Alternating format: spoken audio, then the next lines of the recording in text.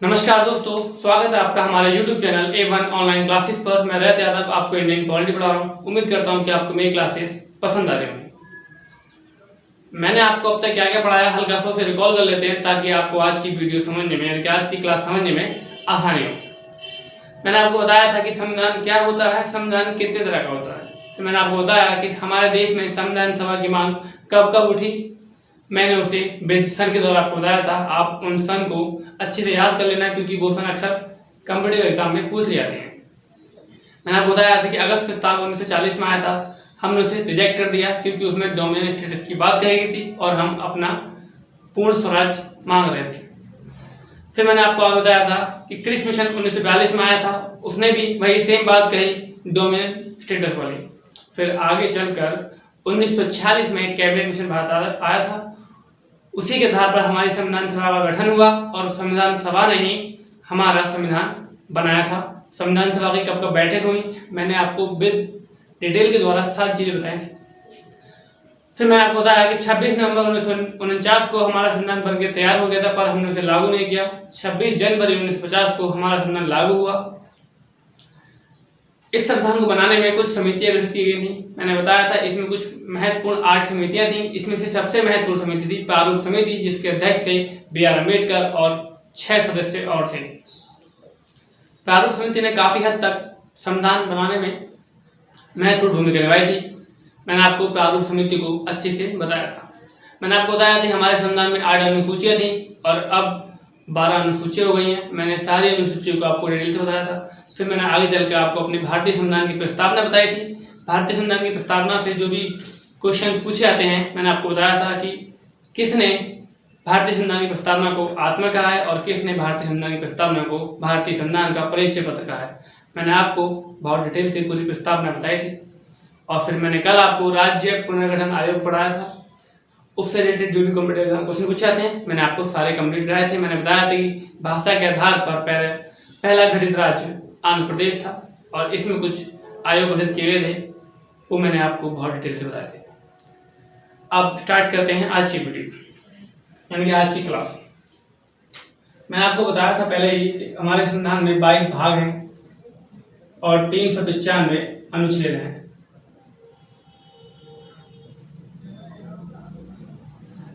यही 22 भाग इसमें बढ़कर 25 भाग हो गए हैं। यानी कि अगर हम एक भाग में ही का खा कर दें, यानी कि उसकी पार्ट इसकी एक का कर दें, 2 का खा कर दें, इसी तरह से ये बढ़कर 25 भाग हो गए हैं। पर मेनली जो भाग हैं वो 22 भाग हैं।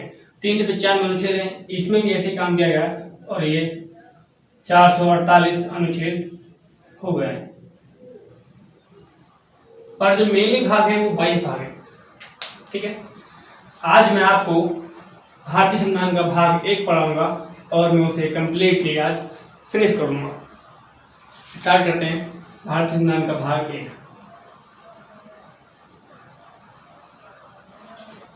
मैंने आपको बताया था कि चाहे भाग 1 हो, चाहे अनुसूची 1 हो, चाहे अनुच्छेद 1 हो, सब में भारतीय राज्य के बारे में बताया गया है। ओके, मैं आपको बताया था भारत राज्य के बारे में बताया गया।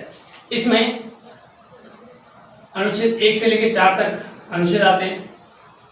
इसमें बताया गया है कि भारत राज्यों का संघ है, यानी कि वो तो अनुच्छेद होता है। इसमें संघ एवं उसके राज्य क्षेत्र के बारे में बताया। संघ एवं उसके राज्य क्षेत्र के बारे में बताया। अब मैं आपको बताता हूं अनुच्छेद 1।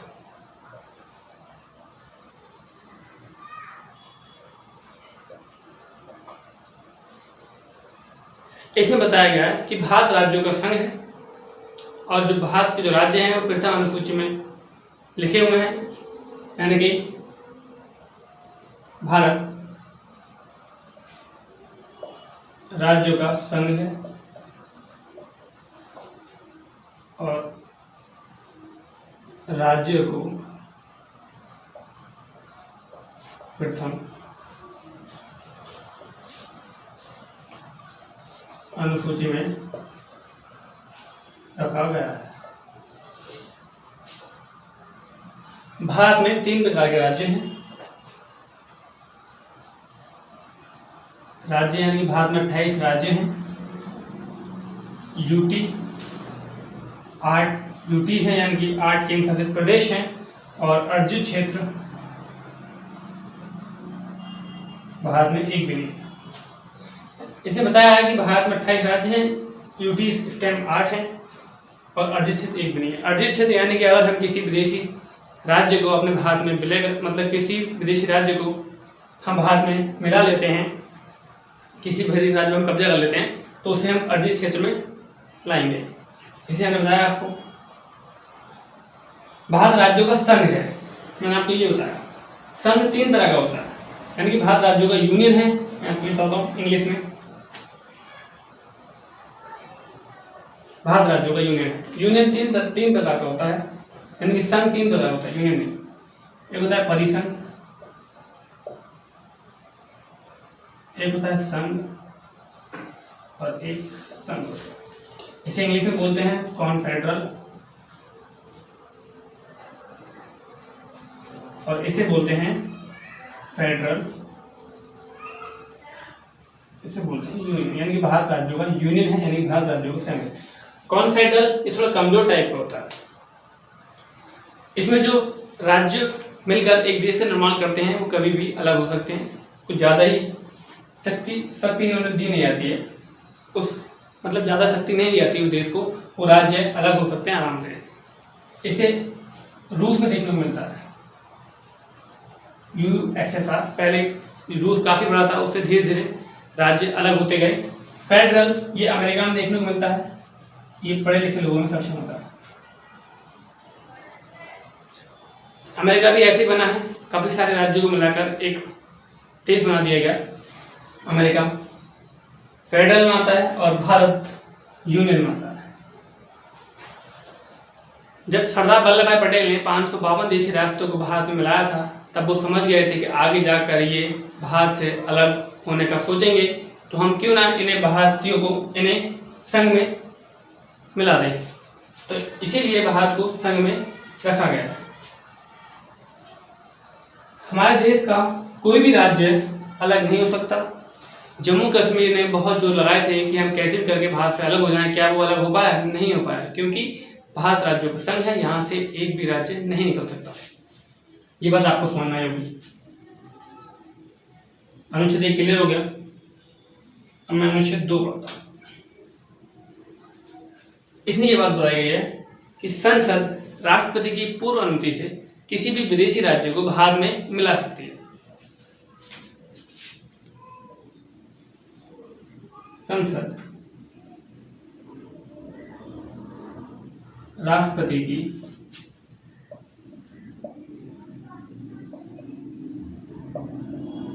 पूर्व अनुमति से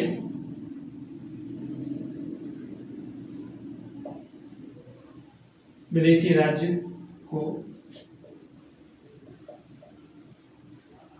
भारतीय संघ में मिला सकते हैं।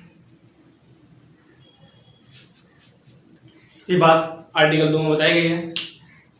यानी कि अगर ऐसा होता है कि भारत पाकिस्तान में युद्ध हो जाता है और हम पाकिस्तान का बलूचिस्तान एरिया भारत में मिला लें, तो वो संसद आराम से मिला सकती है राष्ट्रपति की पूर्व अनुमति से, और राष्ट्रपति उसे मना नहीं करेंगे।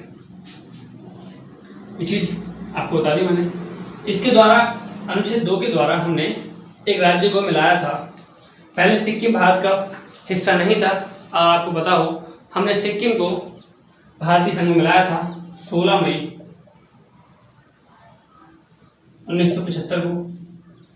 पहले सिक्किम स्वतंत्र था, सिक्किम में पहले राजतंत्र चलता था, ठीक है। तो आगे जाकर सिक्किम के लोगों को ये लगा कि सिक्किम तीनों तरफ से विदेशी देशों से घिरा हुआ था। ऊपर चाइना, आपने अगर मैप में देखा हो, साइड में नेपाल और भूटान है और नीचे भारत। तो सिक्किम वालों ने ये सोचा क्यों ना हम भारत में विलय हो जाते हैं, और उन्हें ये डर था कि क्या कि ऐसा ना हो कि भारतीय हमारे साथ शोषण करें। तो हमने संविधान में 35वां संविधान संशोधन किया और सिक्किम को सहराज्य का दर्जा दिया।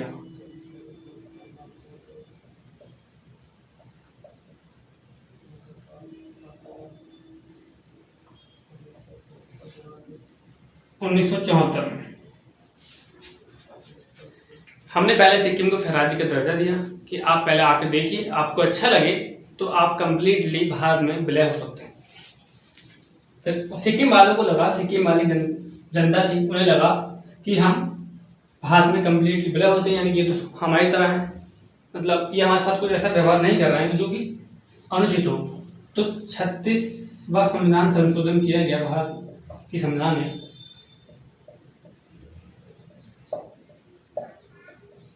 संशोधन किया गया 1975 में और सिक्किम को भारत में पूर्णतः मिला लिया।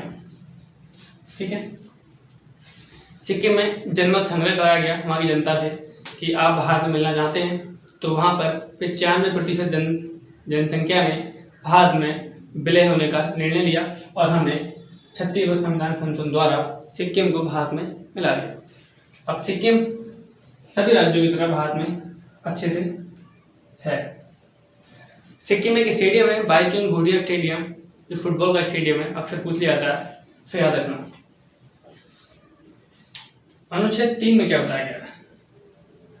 अनुच्छेद 3 में बताया गया है कि संसद राष्ट्रपति की पूर्व अनुमति से भारत के अंदर जो भी राज्य हैं उनका नाम परिवर्तन कर सकती है, उनकी सीमा परिवर्तन कर सकती है, उनके क्षेत्र में परिवर्तन कर सकती है, यानी कि संसद राष्ट्रपति की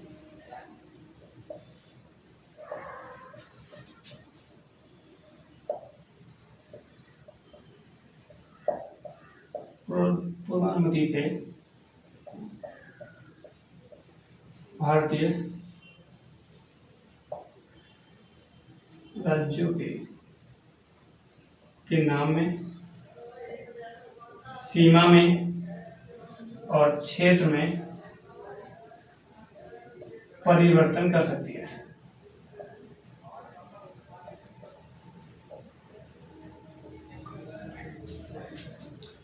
संसद पहले राष्ट्रपति से अनुमति लेगी और राष्ट्रपति उस राज्य को बताएंगे कि हम आपका जो क्षेत्र है उसे हम डिवाइड करते हैं, यानी कि जैसे कि यूपी है, अपना यूपी काफ़ी बड़ा है। अब संसद चाहें तो यूपी को 2 राज्यों में बांट सकती है। अब राष्ट्रपति यूपी से पूछेंगे कि हम आपको 2 राज्यों में बांटना चाहते हैं, अगर यूपी वाले ना भी करते हैं तो उसे संसद मानने के लिए बाध्य नहीं है, यानी कि संसद को अच्छा लगेगा तो वो कर सकती है, अगर यूपी को अच्छा ना लगे तब भी। ऐसा हुआ भी है, मैं आपको बताऊंगा। इसी अनुच्छेद के द्वारा पहले मध्य प्रदेश था, मध्य प्रदेश काफी बड़ा था, उसके द्वारा छत्तीसगढ़ बनाया गया।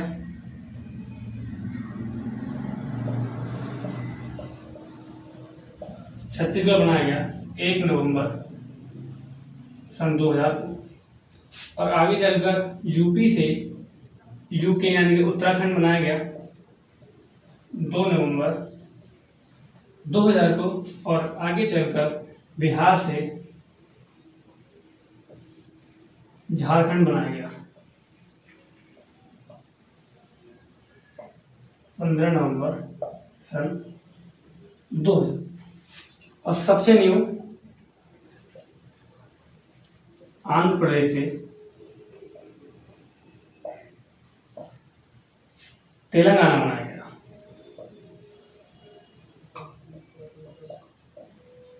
तेलंगाना बनाया गया 2 जून 2014 को।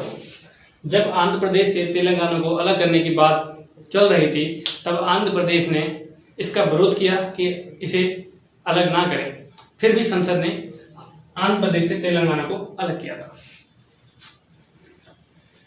इससे आप समझ गए होंगे कि संसद बाध्य नहीं है इस बात को लेकर कि वो राज्य मानेगा या नहीं मानेगा। आपको मैंने अनुच्छेद 3 कंप्लीटली समझा दिया। अब मैं बताऊंगा इस भाग का आखिरी अनुच्छेद यानी कि अनुच्छेद 4। अनुच्छेद 4 में ये बात बताई गई है कि संसद अगर अनुच्छेद 2 या 3 में कोई परिवर्तन करती है तो वो साधारण बहुमत से हो सकती है, उसमें संविधान में संशोधन नहीं किया जाएगा और राष्ट्रपति इस बात को मानने के लिए बाध्य होंगे।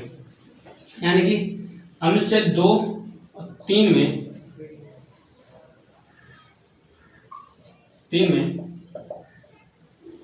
संसद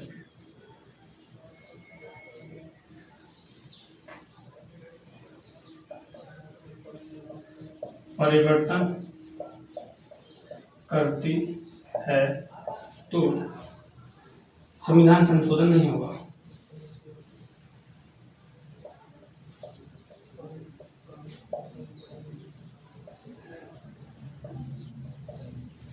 और ये साधारण बहुमत से होगा, साधारण बहुमत से ये सारे काम होंगे।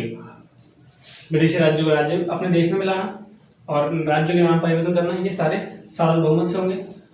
इसके लिए राष्ट्रपति बाध्य है।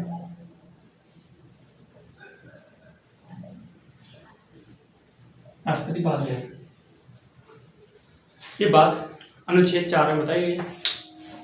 साधारण बहुमत यानी कि 50% जो हमारे संसद में सांसद बैठे हैं, अगर वो कह देते हैं कि ये आप अनुच्छेद 2 में किसी विदेशी राज्य को हाथ में मिला रहे हैं तो आप ये काम ठीक है मिला लो, तो ये आराम से हो जाएगा।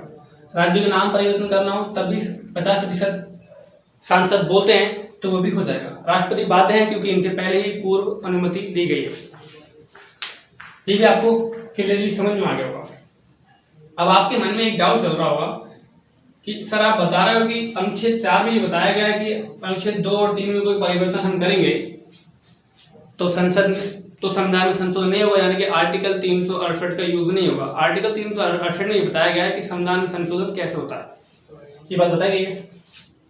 पर आपने भी बताया कि अभी आपने बताया 35 में संविधान संशोधन हुआ था, सिक्किम को मिलाया, 36 में संविधान संशोधन हुआ था, सिक्किम को पूर्ण राज्य का दर्जा दिया, ये बात बताई गई। अब मैं इसे आपको समझाता हूँ। जब हमने सिक्किम को भारत में मिलाया था तो हमने अपने संविधान में अनुच्छेद 2 का जोड़ा था और उसमें एक शब्द जोड़ा था सहराज्य। हमारे संविधान में सहराज्य शब्द नहीं था। हमने पहले सिक्किम को सहराज्य का दर्जा दिया तो हमने अपने संविधान में संशोधन किया था। इसके अकॉर्डिंग हमने इसमें सहराज्य का शब्द जोड़ा, यानी कि हमने संविधान में सहराज्य शब्द जोड़ा, इसलिए हमने संविधान में संशोधन किया था। हमने सिक्किम को मिलाने के लिए संविधान में संशोधन नहीं किया था। हमने अपने संविधान में संशोधन इसलिए किया कि हमने उसमें अनुच्छेद 2 का जोड़ा और उसमें सहराज्य शब्द जोड़ा।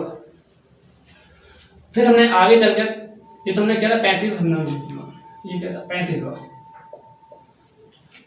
फिर हमने इसे अपने संविधान तक खत्म किया था।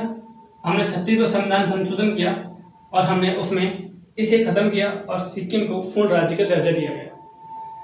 पहले सहराज्य था, इसे खत्म करके 36वें संविधान संशोधन में हमने सिक्किम को पूर्ण राज्य का दर्जा दिया।